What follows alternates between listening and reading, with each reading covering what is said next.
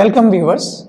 Today we are going to discuss the first unit of your course ET 581, that is Inventory and Stores Management. In today's video lecture, that is video number 1, we are discussing the concept of inventory control, what are the objectives of inventory control. All these things we will discuss in today's session. If you just see this slide, we have given you an idea that what are the different types of inventory.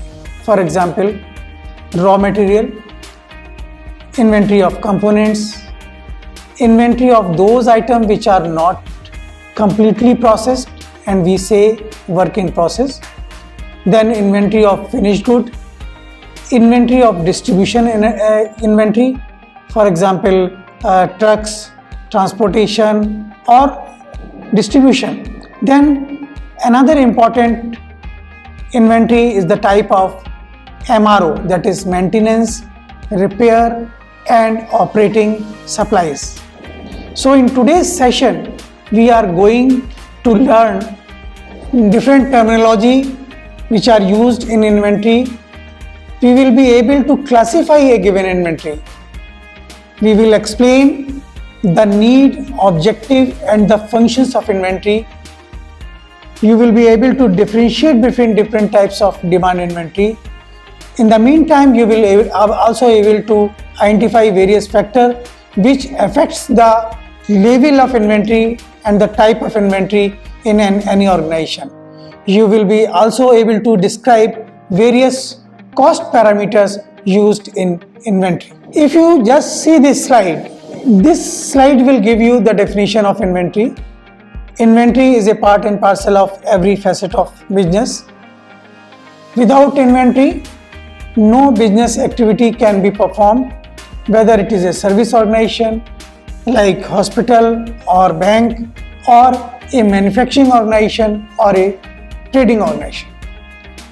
Irrespective of a specific organizational setting, inventories are required in a conversion process.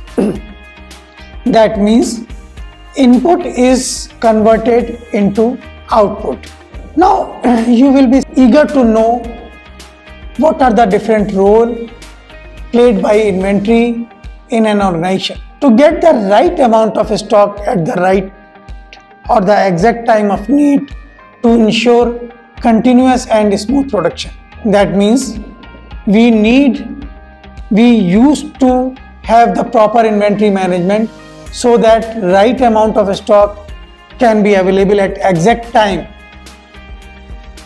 It also plays an important role to avoid physical impossibility and economical impracticability of getting right amount of stock at exact time of need. It also provides you a large quantity of goods and materials, and it also takes the advantage of economies, because if you order large quantity you will get the discount. That is one of the role. More role we will discuss in the next slide. You just see that why we are keeping the inventory. We are keeping the inventory because we want to provide a better service, better customer service. That means one of the role of the inventory is to provide reasonable, good customer service. It also tries to maintain a stable operating or workforce level. It takes the advantage of shipping economies, just like full truckload, half truckload, or even they can take the advantage of economies by keeping more materials in one loading. It also plays an important role in planning overall operation strategy through decoupling of successive stages in the chain of acquiring goods and preparing products, shipping to branch, warehouse and finally service customer. That is one of the important role that decoupling that we will discuss in detail in the coming slide. It also facilitates economic production run. Economic production means without wastage, without extra material, we are running the production.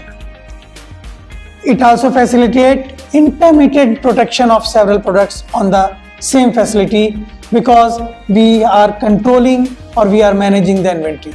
It also provides a means of hedging against the future price and the delivery's uncertainty, because in any organization there are two types of uncertainty always takes place. The future price is not decided, it is unpredictable. Similarly, delivery is uncertain. So if we keep a proper inventory or adequate inventory, we hedge all by the use of inventory for future price and delivery uncertainty. It also makes effective use of available capital and the storage space. Now if we have a limited capital and limited storage space, we can't store a large amount of inventory in our organization. Now, what are the objectives of inventory? As you know that inventory is an essential item of any organization. It consists of many items running from 100 to 1000 crores or even lakhs. Systematic management and control of inventory for all items is a challenging job, because today whatever we are studying only for one item or two items. But if you just assume or imagine any organization having 1000 or 10,000 of items, so it is very challenging job to have a proper inventory control for 1000 items. Now there are some main objectives which we have discussed. They are general objectives. The main objective is to maintain the overall investment in inventory at the lowest level, consistent with operating requirement. Means we have to provide an inventory at the lowest level, and in the meantime we have to ensure that we should be able to fulfill our operating requirement. To supply the product, raw material, sub-assembly, semi-finished goods to its user as per their requirement at right time and at right price. To keep inactive, waste, surplus, scrap and obsolete items at a minimum level. We have to minimize holding cost, replacement cost, shortage cost of inventory, and we should maximize the efficiency in the production and distribution. And the most important is we have to reduce the risk inherent in treating the inventory as an investment, which is risky if you keep a large amount of inventory, and if it is of no use, then your huge amount of capital will be tied up. If you keep low inventory, there are chances of a stock out condition. Therefore, we have to keep the inventory at a optimum level. That is called reducing the risk inherent to treating the inventory. Now, as I have also mentioned in our unit, that inventory and stock, this term are governed. The information about this is governed in Bureau of Standard 5191 1975.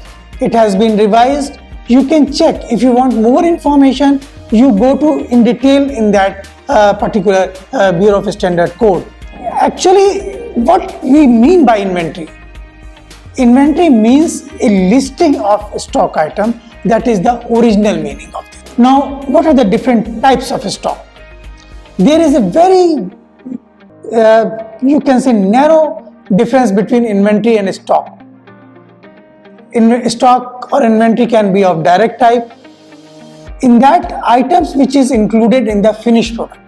If you are making a car, the items which are directly involved in manufacturing of car are called as a direct.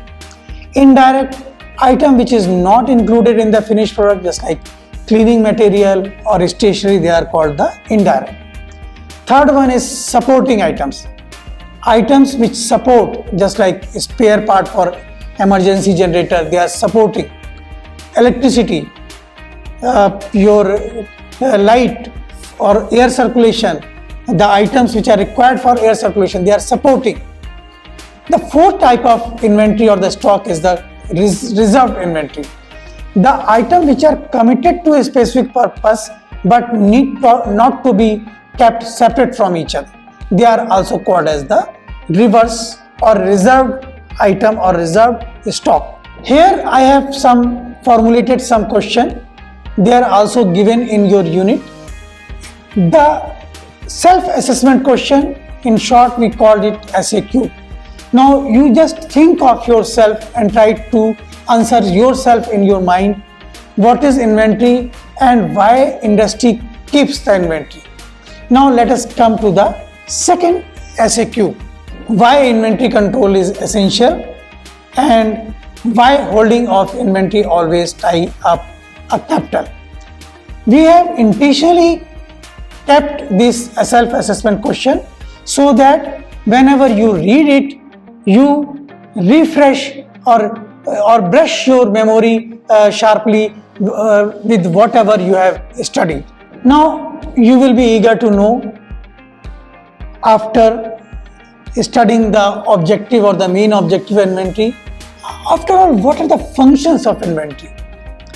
The basic function of inventory is to increase the profitability through manufacturing and through marketing support. There is a concept of zero inventory in manufacturing and the distribution system, but zero inventory is not practical. Therefore, it is important to remember that each rupee invested in inventory should be committed to achieve a specific objective. Other basic functions of inventory are geographical specialization, decoupling, balancing supply and demand, and the safety stock. In the coming slide, we will study about all these functions in detail. Inventory investment alternative. Now, why we keep inventory? What is the need of inventory management? Inventory is a major area of asset deployment because whatever we are purchasing, it involves the cost. There is one graph which we call as a marginal efficiency of capital. In short, it is called MEC concept. It holds that a firm should invest in those alternatives that provides greater return than the capital cost to borrow. That means if we are investing some money, then at least return should be some portion of the capital which we are invested in our inventory. This is a curve which will show you that if you use some alternative with 20% investment, it will give you 80% investment alternative or return. Then this alternative of investment is acceptable to the organization. This MEC curve shows that about 20% of inventory investment alternatives will give a return on investment above the cost of the capital. Every organization, you will agree, is interested in return of investment or return or asset employed, and you will agree that return on asset is a profit divided by the asset. These are the some of the terms which normally used in the economics. If you just see this equation, return on capital or asset is equal to profit upon capital asset, and if you divide and multiply it by sale, you will get profit upon sale and the sale upon capital, and finally you will get profit upon sale into sales upon asset. That is the return on capital investment. You will agree that profit over sales is the profit margin. It depends upon many factors, just like uncertainty of change. Sales over capital is a capital turnover. In the coming slides or in the coming sessions, we will discuss about inventory turnover or inventory turnover ratio simply, and Similarly, we will also discuss capital turnover. One way to improve the return on investment is to increase the turnover or to keep the assets in inventory at a low, so that you have a chance to turn the inventory more times. And now it is a purpose of any organization to keep the low inventory. The first function of any inventory is the geographical location or geographical specialization. If you see that there are specific geographical places which are famous for low labor cost and abundance of power, abundance of raw material, water. Therefore, these sites or these geographical location are economical location, and we use the inventory control for this geographical specialization purpose. The manufactured goods from various locations are collected at a simple warehouse plant to assemble the final product or to offer customer a single mixed product shipment. That means if there are several parts of a product and they are manufactured at different location, we will make a warehouse where all these will come and we will assemble at one place. So we are taking the help of geographical specialization. We are keeping a warehouse at a ideal position or in a adequate or appropriate position. This also provide, I am talking about the geographical specialization, economic specialization between the manufacturing and the distribution unit of an enterprise. Second function is decoupling. As we have discussed earlier, and I told you that we will discuss the decoupling in detail in the coming slide. The functions of inventory is to provide the maximum efficiency of operation within a single facility. That you will agree. Decoupling is done by breaking the operation apart so that operation requirement is independent of another. This decoupling function serves two purposes. First, inventories are needed to reduce the dependency upon successive stages of operation so that breakdown, material shortage or other production fluctuation at one stage do not need later stage to shut down. We will show you a figure to provide you a better understanding of the decoupling. Friends, we are discussing about the decoupling, and as I told you, we will show you a figure which will illustrate the concept of decoupling in an engineering firm.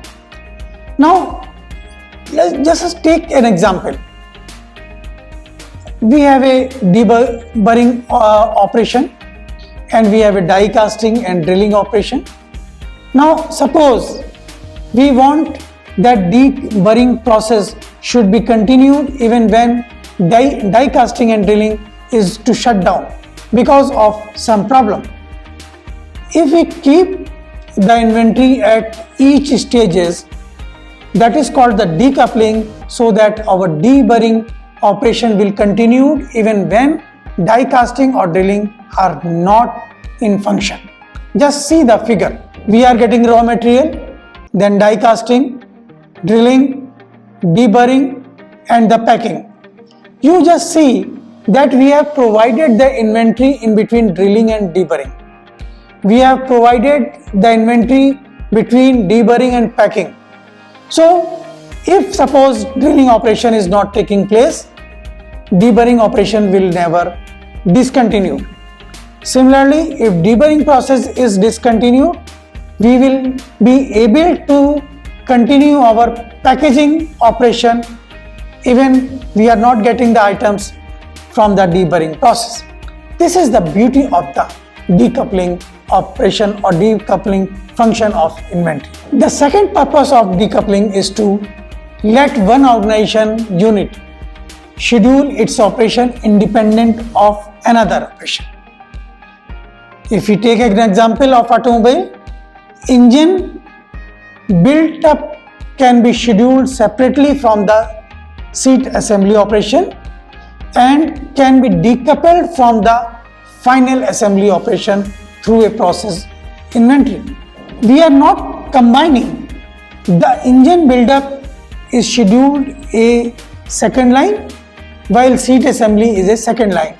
So if there is a problem, we have enough inventory of engine buildup and we will provide the seat assembly continued even if we have some fault in the engine buildup assembly. Another important function is balancing supply and demand. Inventory plays an important function and it balances the supply and demand. Balancing function concern elapsed time between consumption and manufacturing. You will agree, if you have more consumption, you have a more demand. And if your manufacturing is slow, you have a slow supply. So there is a disbalance or unbalance between the supply and demand. Inventory acts, or one of the function of inventory is to keep the balance between supply and demand. Balancing inventory exists to reconcile the supply of sugar cane with demand. This is one of the example. You can take the help of any case study of sugar industry and you see that how the balancing of supply and demand in case of sugar industry is important. The most notable example of balancing is the seasonal and production year-round consumption of the sugar. Another example of year-round production and the consumption is woolen textile.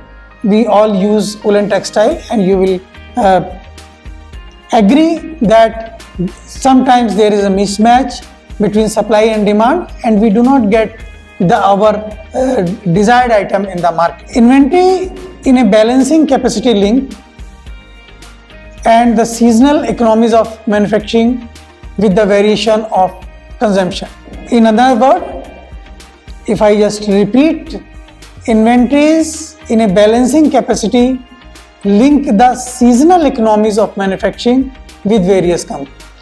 When we talk about manufacturing, it is a supply. When we talk about the consumption, it is a demand. The balancing function of inventory requires investment in seasonal stocks, which are expected to be fully liquidated within the season. Because in season there is a consumption, so one needs the supply from the manufacturing organization. Another important function of inventory is the safety stock. Safety stock, if we use the definition which are given in the different dictionaries, it is a buffer stock concerned with short range variation in either demand or replacement. That means suppose we are using 10 items per day and our demand is 8 items, so 2 items is a safety stock. A great deal of inventory planning is devoted in determining the size of safety stock. Safety stock provides a protection against 2 types of uncertainty. One type is uncertainty in sales, which is due to forecasting during the replenish period. And the second type of safety stock or the uncertainty is the delay in the replenishment. If you just see, one is delay in replenishment, that is the uncertain lead time. Inventories committed to safety stock represent the greatest potential for improved potential because we are taking care of 2 uncertainty. A variety of techniques are available to develop the safety stock, which can be adjusted rapidly in the event of error or change in the policy. Safety stock, in other words, you can say it is an extra quantity of a product which is stored in the warehouse to prevent an out of stock situation. And it also serves as insurance against the fluctuation in demand.